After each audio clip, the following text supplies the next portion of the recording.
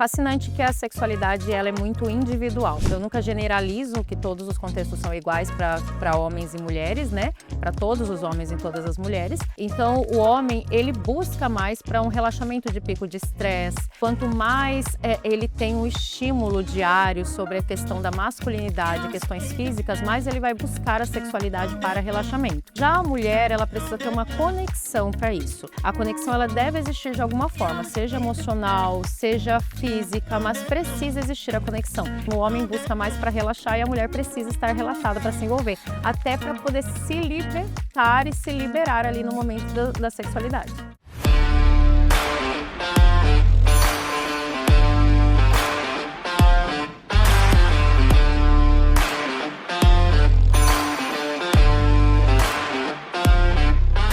Muito boa noite, está no ar mais um Dr. Cash, o nosso encontro quase que diário aqui no meu canal do YouTube, sempre com um grande time de profissionais que trazem com muita expertise e credibilidade informações para as nossas noites. Eu tenho o privilégio de receber aqui ela que já faz parte do nosso time de informadores, enfermeira, sexóloga, Darla Miranda, muito bem-vinda. É um privilégio recebê-la aqui mais uma vez. E olha, seus podcasts estão rendendo, viu? Olá, Paula, é um prazer imenso para mim estar aqui novamente. Obrigada pelo convite. É uma honra poder estar aqui falando sobre sexualidade, né? E eu falei rendendo porque os seus alunos movimentam ali o canal quando eles veem esses conteúdos. Eles agitam mesmo. Eles são assim, Legal. estão para uma ideia. Que legal. Sinal que você faz um trabalho muito bem feito na faculdade também, que Obrigada. eles admiram você. Eu acho que essa interação é uma retribuição, né? Um sinal de que você está Sim. no caminho, né, Darla? Sim, é verdade. Olha, é muito bom falar sobre a vida sexual, né? E hoje a gente vai falar sobre a divergência sexual entre homem e mulher. Desde que o mundo é mundo, ou há essa divergência, né? A gente sabe que, me corrija se eu estiver errada, que a mulher, ela é mais emoção, né? Ela tem que ter algo envolvido ali para estar entregue sexualmente numa relação. O homem não, ele é razão, ele é instinto, né? E a gente vai falar sobre isso hoje. E eu quero que você comece falando, né? Para a gente poder distinguir bem o que é essa divergência, né? Por que para o homem o sexo pode ser um momento de relaxamento e a mulher muitas vezes precisa estar relaxada para ter esse desejo? Por que isso? Bom, existem vários fatores que contribuem, né, para essa divergência sexual, mas é fascinante que a sexualidade ela é muito individual. Eu nunca generalizo que todos os contextos são iguais para homens e mulheres, né, para todos os homens e todas as mulheres, mas o homem geralmente, até pelos seus instintos masculinos, o nível hormonal que é diferente, porque não tem como falar de sexualidade sem falar de níveis hormonais que contribuem muito para esses fatores. Então, o homem, ele busca mais para um relaxamento de pico de estresse. Quanto mais ele tem um estímulo diário sobre a questão da masculinidade, questões físicas, mais ele vai buscar a sexualidade para relaxamento. Lembrando que não é generalista, né? Mas no maior percentual. Já a mulher, ela precisa ter uma conexão para isso. A conexão, ela deve existir de alguma forma, seja emocional, seja física, mas precisa existir a conexão. E é bem o ponto que você falou mesmo, o homem busca mais para relaxar e a mulher precisa estar relaxada para se envolver, até para poder se libertar e se liberar ali no momento da sexualidade. O homem pode estar com um problema que for, que está ali pronto, né? Basta vir o desejo, para ser estimulado. Basta ser estimulado, isso A mesmo. mulher não, a mulher ela precisa estar bem com ela, com o estado de espírito, né? Eu falo que para você conseguir, né, ter ali uma noite agradável com a esposa, né, com a namorada, você precisa passar o dia cultivando, né? Sim, exatamente. O homem não é o momento. O homem é o momento. O homem, ele é muito por estímulo, principalmente estímulos visuais. Isso atrai muito a sexualidade masculina. Já a mulher é um investimento e uma interação mais emocional mesmo. Então, essa questão de investir durante todo o dia para você conseguir colher à noite é uma realidade. É uma realidade. E não adianta a gente falar que isso era de antigamente, que hoje em dia não existe, porque existe sim, e muitas mulheres Sim. sempre existiu. Muitas mulheres jovens, na casa dos 20 anos, ou aí 18, 19 anos, que ainda têm esse contexto emocional, que precisa ser estimulado, porque é uma coisa feminina, é uma coisa da mulher. Então, a mulher ela precisa se sentir segura para o ato sexual, assim como em várias áreas da vida. Ela precisa ter segurança. E para isso vai ser cultivado ao decorrer do dia, da forma que ela é tratada. É. O roteiro é bem diferente de um para o outro, né. Eu falo que roteiro feminino versus o masculino Sim. ainda é muito diferente. Como que cada gênero entra no clima, né, de forma tão diferente? O homem, ele acende muito mais rápido que a mulher, Hum. né, como a gente falou, ele é mais visual, mas ele precisa ter um estímulo também. Então, se for um estímulo de toque, um estímulo visual, ele vai entrar no clímax ali bem mais rápido. Já a mulher, ela precisa ter essa conexão mais emocional. Então, assim, aquelas mensagens durante o dia, aquele cuidado, aquele carinho, aquela dedicação com a mulher vai estimular a ter um interesse maior sobre a sexualidade. A mulher então é estímulo emocional, o Emocional, homem é estímulo visual, visual, é o que ele vê. exatamente. Tanto que a mulher, ela dificilmente ela se excita por imagens, diferente do homem, que tem essa questão hoje muito comum, né, a troca de fotos, troca de vídeo, essas coisas que os casais Os fazem, nudes, né. nos nudes. A mulher, ela pode até gostar de receber, mas isso não significa que gere nela a mesma excitação que gera no homem. Porque a questão visual da mulher, ela é muito mais limitante que do homem. Do homem, ele gera sim um potencial sexual muito maior do que na mulher. Uhum. Darla, que dicas você daria, né, práticas para criar nesses estímulos que converse com cada estilo de estação, né? Quais dicas você daria para esses casais? Dicas simples e básicas. Por exemplo, para o homem, o uso de uma lingerie bonita que chame atenção. E é muito importante, o primeiro ponto, o diálogo. Porque existem homens que não gostam de umas determinadas posições, roupas, estilos. Então, é importante que a mulher conheça o seu parceiro, assim como o parceiro também conheça a parceira, para saber até que pontos vai o gosto de cada um. Sim, sim. Porque não adianta a mulher colocar uma lingerie lindíssima, mas o homem ele não gosta daquele estilo ali na mulher dele, não é aquilo que atrai. Então conhecer primeiro, ter esse diálogo e investir no que é mais visual, para chamar a atenção do parceiro. E já na mulher são os cuidados, um jantar romântico, flores, não precisa ter uma data especial para isso, né, pode ser cultivado ao decorrer do dia, ao decorrer de um momento aleatório, e é isso que chama a atenção da mulher e faz a mulher dar aquela quebradinha para o lado mais sexual com o parceiro, né, com o companheiro. Então são investidas do qual ela vai estimular o visual dele e ele vai estimular a segurança dela e também o conceito emocional dessa mulher. Olha, dicas importantes para vocês nessa noite, para manter a chama acesa no Sim. relacionamento, né.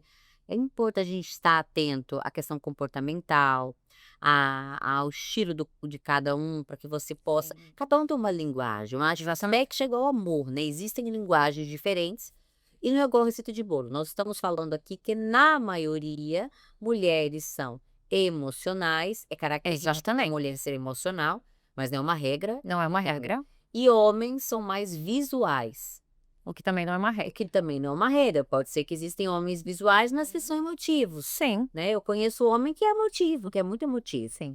Mas é importante a gente estar atento a esses detalhes para que as coisas se encaixem, né, Exatamente. adequadamente, para que um possa suprir da forma adequada o outro. E quando, Darla, essa diferença de desejo se torna um problema, né, quando um quer mais que o outro, como que a gente pode negociar esse desejo sem o sentimento de culpa? Hoje, as pessoas elas conversam bem menos sobre assuntos que geram muita intimidade. Eu acho essa pergunta, assim, fundamental para tudo que a gente vai expor hoje aqui. Porque as pessoas elas buscam a intimidade sexual primeiro do que conhecer uma base de diálogo. Isso está muito comum hoje. Então, primeiro tem o contato físico e depois vai conhecer quais são os princípios, os valores, as crenças, o que gosta, o que não gosta. Então, o diálogo está vindo depois do contato físico. E isso gera uma divergência porque, às vezes, o marco sexual é daquela experiência que já aconteceu. E a pessoa não teve a oportunidade de fazer exposições do que ela gosta, do que ela não gosta, ou até onde ela, qual é o conceito que ela tem sobre sexualidade, até onde ela vai com essa sexualidade. As criações, as crenças, as fés, tudo isso vai trazer um conceito sexual para cada pessoa individualmente. Então, o ponto focal, parece até meio clichê falar isso, mas o ponto focal é o diálogo. Não tem como evoluir para uma sexualidade saudável sem ter um diálogo claro. E antigamente a gente trabalhava muito com a questão dos fetiches. Cuidado com o fetiche que você expõe para o seu parceiro ou para sua parceira, porque isso pode assustar. Então, às vezes, não é legal falar. E hoje a nossa orientação já é totalmente diferente. Fale dos seus fetiches. Converse, exponha, porque conversando vocês podem ajustar algumas coisas e chegar num ponto onde seja prazeroso e o desejo de ambos consiga caminhar junto, para que não fique uma discrepância sobre o desejo do homem e da mulher. O sexo ele não é tudo no relacionamento, mas ele é uma porcentagem considerável. É algo muito importante. Muito importante, é considerável. No casamento, relacionamento sem sexo vira amizade. Vira amizade? Vira irmãos, Exatamente, né? exatamente. E se não tiver esse ajuste, se não tiver essa linha, vai desequilibrar. Uma hora vai desequilibrar. Falando em comunicação, né? Que é algo que a gente tem que bater muito nessa tecla, porque eu acho que a comunicação, ela liberta, ela faz você se livrar de tabus, ela faz você expressar os seus desejos, né, os seus anseios, o que você espera do companheiro. Por que que os homens, doutora Darla, eles tendem a falar pouco sobre sexo e as mulheres sempre sugerem mais, né? Como que a gente pode desenvolver um vocabulário sexual sem vergonha? Eu sei que isso mudou muito de uns anos para cá. O sexo ele já foi um tabu muito grande, Sim. né? Sobretudo em épocas antigas, onde nós tínhamos um machismo muito grande, as mulheres elas tinham muito medo de abordar isso com seus companheiros. Eu acho que com o avanço, com a modernidade, isso mudou muito. Mas eu ainda observo dificuldade de casais falarem sobre sexo. Sim, muitas. E é até engraçado porque essa puxada do histórico, né, onde a mulher não podia falar e o homem podia. Hoje está o inverso. Os homens, eles não é que eles não podem, eles optaram por não falar. Tem muito a questão do homem ser aquele viril, né, que não pode contar suas fraquezas, as suas fragilidades sexuais, tenta compensar de algumas formas, mas não expõe. E a mulher, ela vem se descobrindo cada vez mais sexualmente em várias áreas e diferentes fases da vida. Então, como a mulher vem se descobrindo, ela vem tendo mais interesse, inclusive, de manter um relacionamento mais saudável, com uma sexualidade mais saudável. E o homem, ele ainda tem esses preconceitos sobre a exposição do que ele realmente necessita. Mas é importante também falar que sexualidade a gente não busca ajuda só quando tem problema. A gente pode procurar um especialista para melhorar aquilo que já está bom também.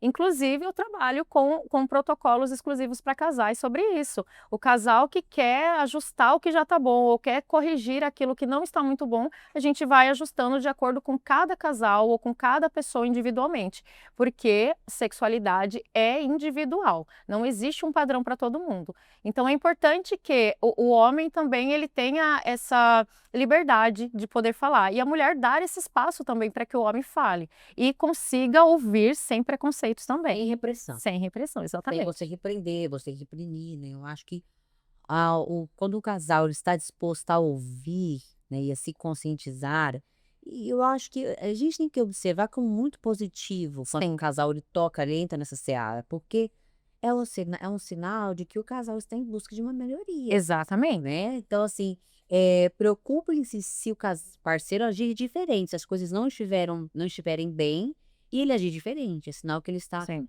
procurando outras maneiras de suprir suas necessidades. exatamente. Eu acho que a gente tem que ver com um olhar muito positivo quando o parceiro ou a parceira, ele busca esse diálogo, esse ajuste, né? Porque, na verdade, é um ajuste Sim. para que fique bom para os dois lados. Tá tentando consertar, né? Com certeza. Para fechar esse bloco, doutora Darla, vamos quebrar um mito, né? O homem sempre tem que estar pronto? Qual que é o impacto da pressão de desempenho na libido e autoestima masculina? Essa pergunta é O ótima. homem sofre uma pressão danada, Sofre né? uma pressão imensa. Tem esse estigma social, né, que o homem ele sempre está propício ao sexo, que ele sempre está pronto para isso. E isso gera até um peso sobre o homem, na responsabilidade sexual.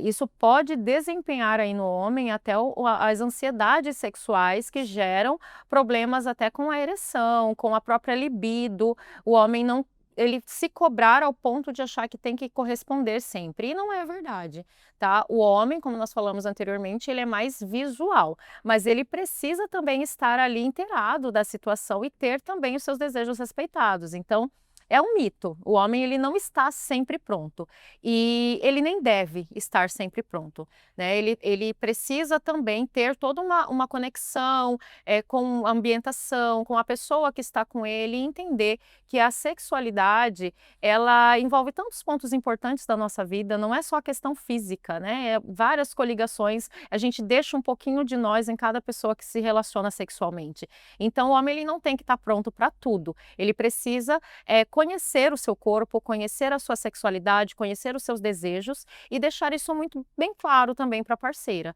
até onde ele consegue ir e até onde ele gosta de ir. Então, são pontos importantes também para quando a gente fala do homem, né, em si. Com certeza. Olha, foi uma conversa incrível, né? Cheia de insights. Nós vamos para um rápido bloco comercial e vocês continuem aí, porque nós continuaremos desvendando outros aspectos da sexualidade. Até daqui a pouquinho.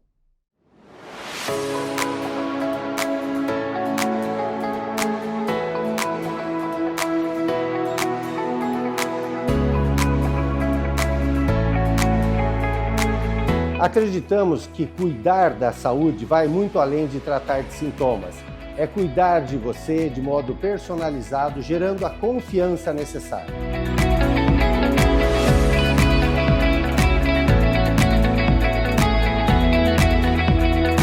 Na Biológica, cada tratamento é pensado exclusivamente para você.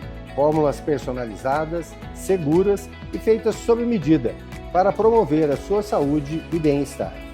Por isso, construímos uma farmácia focada na satisfação dos clientes, com a maior equipe de farmacêuticos de Mato Grosso. 11 laboratórios especializados para manipular cada fórmula com a precisão necessária. E o compromisso de sermos a farmácia mais sustentável do Brasil.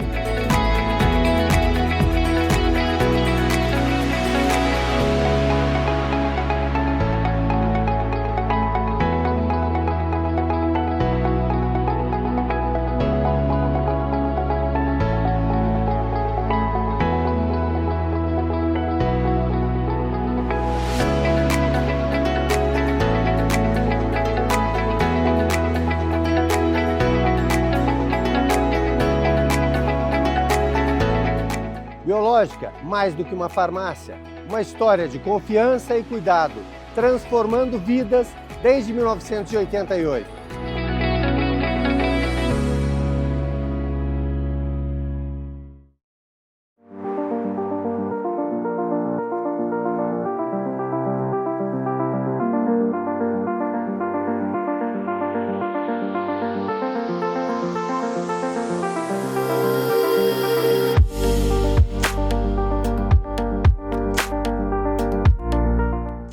Cuiabá se transforma com a força e a qualidade da CGP Pré-Moldados. Nossas estruturas pré-moldadas são projetadas e fabricadas com a mais alta precisão, seguindo rigorosos padrões de engenharia e a expertise de décadas do Grupo Panucci. A CGP faz parte do Grupo Panucci Pré-Moldados, que possui a certificação internacional ISO 9001, sinônimo de experiência e confiança desde 1986. Na CGB, unimos tradição e inovação para construir o futuro de Cuiabá. Nossos galpões e barracões são feitos sob medida para o seu negócio, com a garantia de quem entende do assunto. CGP Pré-Moldados, a sua melhor escolha em Cuiabá. Entre em contato e faça um orçamento. Voltamos, segunda parte do nosso podcast com a presença da doutora Darla Miranda. Nós discutimos no bloco anterior, gente, as diferenças no desejo e na comunicação entre homem e mulher, tá? E agora nós vamos aprofundar um pouco, né, em temas cruciais que afetam a qualidade de vida sexual do casal. Pronta para aprofundar o bate-papo? Pronto, vamos lá, vamos aprofundar. Doutora Darla, um ponto que surge frequentemente, né, nas minhas conversas com ouvintes, é o papel da testosterona. Existe uma diferença hormonal, né, que justifique a discrepância de desejo que nós mencionamos entre homem e mulher? Existe uma explicação fisiológica para isso? Existe sim. A mulher ela tem uma produção bem inferior do que o homem, né, na testosterona. O homem produz muito mais, né, então que gera também uma latência maior na sexualidade masculina. Sim. Porém, a mulher possui outros hormônios que vão estimular também a sua área sexual, como a ocitocina, tem o estrógeno, a progesterona, todas vão trabalhar nessa função sexual também da mulher. Porém, a testosterona ela tem um ponto importante no contexto da sexualidade, né? Porque é ela que gera esse ápice sexual, esse primeiro clímax sexual, né? Que leva ao desejo mais efetivo. Então, o homem, como produz mais, é por isso que se tem essa confusão de que o homem sempre está pronto sexualmente, mas na verdade ele tem um estímulo hormonal que gera essa maior busca, essa latência maior pela sexualidade do que a mulher. E é exatamente por isso que a mulher precisa de outras conexões e precisa estar relaxada para poder adentrar aí uma sexualidade mais saudável. Entendido. E sobre masturbação, né? É um tabu para muitos Tabu. casais, mas ela pode ser uma aliada ou uma vilã, uma relação a dois. Como que você enxerga o papel da masturbação? Ela pode ser aliada e pode ser vilã. Das duas formas, depende muito qual é o espaço que ela ocupa na relação e na vida de cada indivíduo. A masturbação, quando a gente fala da masturbação, a gente já pensa logo naquele prazer solo, né? Naquele voo solo. Mas, na verdade, a masturbação ela pode ser feita entre o casal. Sim. Porque o sexo em si, ele não é só o ato de penetração ou coisas do tipo. A sexualidade, ela vai muito além. Existem vários pontos no corpo que podem ser estimulados por toque, por carícias. E a masturbação é exatamente estimular pontos de prazer, não necessariamente só os órgãos genitais. Então, a masturbação, quando ela é feita em casal, ela pode ser benéfica, sim, até para o autoconhecimento do casal, conhecer pontos de sensibilidades, pontos de prazeres que vão além da genitália, né? Porém, quando que ela se torna preocupante? Quando a pessoa ela faz da masturbação o seu ponto essencial de prazer. E ela não consegue se conectar com outra pessoa, não consegue ter um prazer com o parceiro ou com a parceira, porque ela só consegue se for com masturbação. Então, ela faz da masturbação seu ponto essencial de prazer. Aí é preocupante. Nós não temos hoje mais na sexualidade uma avaliação do que é compulsão, né? Do que é vício, na verdade, desculpa, do que é vício. O que é vício? 1, 2 vezes, 3 vezes, a gente não tem mais esse parâmetro. Mas sim a vida compulsiva naquela prática. Quando que a aí, pessoa deixa de fazer coisas da sua rotina para se exatamente, quando a masturbação ela começa a ocupar pontos importantes na vida daquela pessoa. Ela passa a usar da masturbação até em momentos indevidos, em situações que não precisaria, né? E todos os fatores da vida dela giram em torno daquilo. Ela só vai sentir relaxada se ela se masturbar, ela só vai sentir prazer se ela se masturbar, ela não sente necessidade de ter outra pessoa do lado ou de se corresponder sexualmente com outra pessoa porque ela se satisfaz somente com a masturbação. Aí a gente começa a ter um ponto de preocupação com a questão da masturbação. Então ela pode ser sim benéfica, mas também pode ser vilã, dependendo da forma que ela é aplicada e como ela é conduzida na vida de cada um. Olha só. Tudo em excesso é ruim, né? Sim. Um tema delicado agora, né? Que é a perda da libido, principalmente após o nascimento dos filhos. Uhum. Por que isso acontece, doutor? Especialmente com as mulheres? Ponto importante. A mulher, ela é 100% envolvida nesse processo de gestar e de parir. É o papel dela. Ela é artista da cena que está acontecendo com ela, né? Então, não tem como comparar o que o homem está passando com o que a mulher está passando naquele momento. Então o corpo dela se prepara muito para a gestação e ele se prepara para um ciclo de recuperação após a gestação. Existem pontos internos ali na mulher que precisam se cicatrizar, então o nosso corpo ele é extremamente inteligente. Como ela precisa passar por um processo de regeneração, ele não vai estar preparado para a sexualidade. Ele precisa se regenerar para que a sexualidade volte a acontecer. Então é natural que as condições hormonais, as condições físicas da mulher, elas sejam reduzidas. E aí nós temos a questão do estrógeno, que reduz muito na época do parto, e aí, consequentemente, a mulher ela tende a ter uma secura vaginal, baixa assim a libido, diminui a concentração de fluxo sanguíneo na região genital.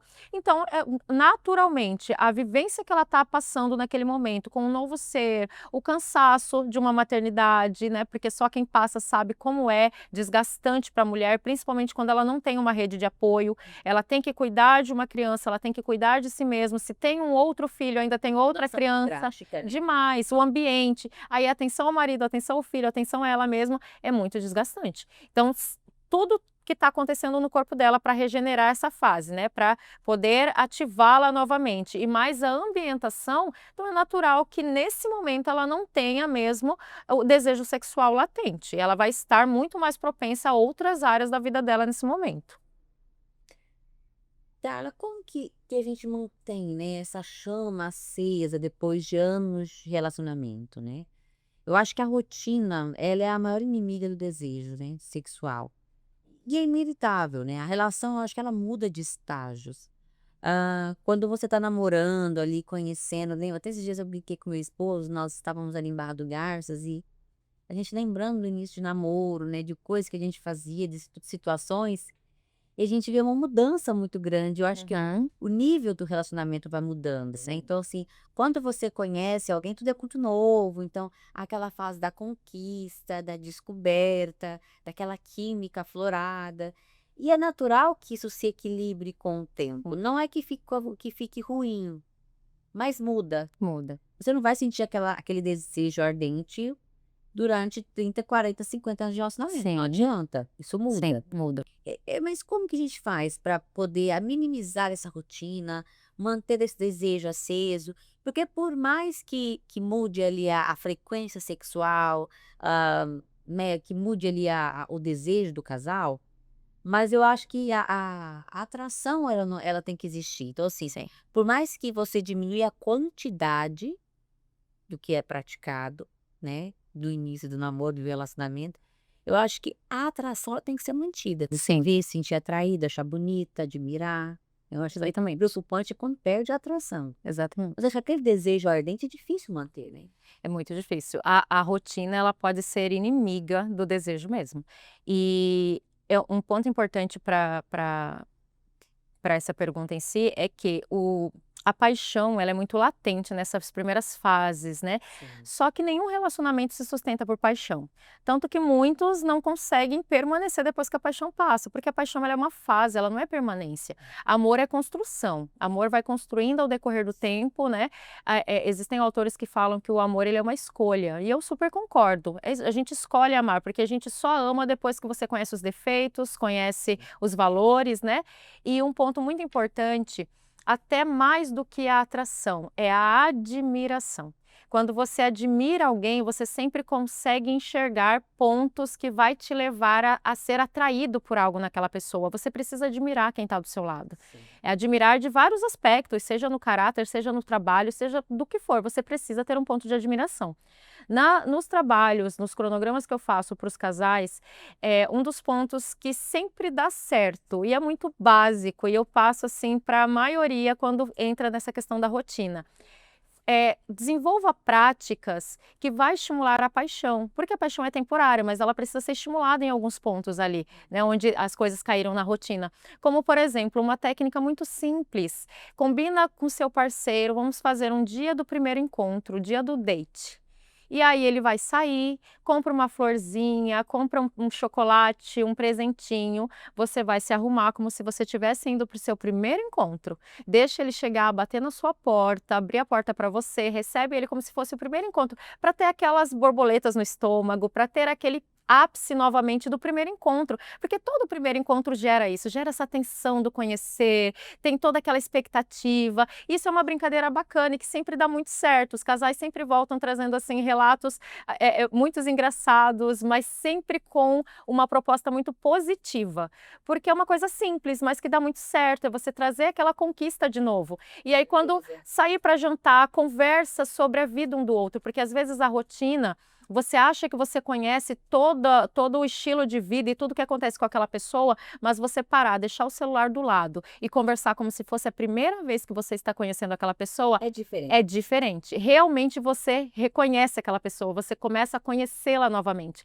E isso vai gerar a admiração, que é um ponto fundamental. Eu acho que não pode faltar no relacionamento é o diálogo, é o momento a dois, né? Ponto fundamental. Eu falo isso pra você porque eu tô há 7 anos no relacionamento com meu esposo, meu atual esposo, e meu esposo tinha uma rotina de muitas viagens, então eu acostumei, eu tive que acostumar, eu fui obrigada a acostumar a ficar sem ele durante 15, 20 dias no mês. E eu achava que eu já não me importava mais, né? E hoje eu percebo que me fazia muita falta a presença física dele e vejo o quanto que o nosso relacionamento mudou, amadureceu, fortaleceu, porque a gente passou a passar mais tempo juntos, Isso é muito bom. né? E não é que você vai namorar mais, né? A gente Sim, acaba namorando, você fica mais tempo junto, sim. mas você conversa mais, você compartilha mais, você passa a conhecer melhor o Se seu conhece parceiro, melhor, né? exatamente. Então, assim, melhorou muito. Eu falo que é muito importante isso, essa questão do casal, ele conseguir conversar Sim, com é um o ponto outro. fundamental. Não é Se o casal ele não consegue manter o diálogo, não é nem a sexualidade que vai permanecer o relacionamento.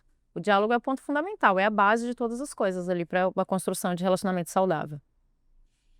um desafio manter a chama acesa, mas é possível. É possível. Acho que tudo requer esforço, Sim, né? dedicação de ambas as partes. Então, assim, tudo que nós vamos fazer na nossa vida, há a necessidade de uma dedicação. Exatamente. Então, se você quer ter uma família estruturada, um casamento estável, um casamento saudável, você precisa se dedicar, né? Não tem como. A gente se dedica a tantas coisas da vida, né? Por que não se dedicar à família? Mas aí, é claro, fazer uma escala de prioridade, Sim, o que é mais importante para você, né? Se é a sua família, se exatamente. não é, e eu acho que vale muito a pena a gente se atentar a esses detalhes, né? O negócio é que nós vivemos numa rotina, né, tão desgastante, né? Eu acho que os dias têm ficado cada vez tão curtos que a gente tem dispersado, tudo com isso aqui, ó, muita energia Exatamente. e sobrado pouca energia para o convívio a dois. Exatamente. E não é só com relacionamento que eu estou me referindo, é com É, filhos, com tudo. né? Com tudo. E a gente tem que se policiar mesmo. Verdade. Doutora Darla, para fechar o nosso bate-papo com chave de ouro, né?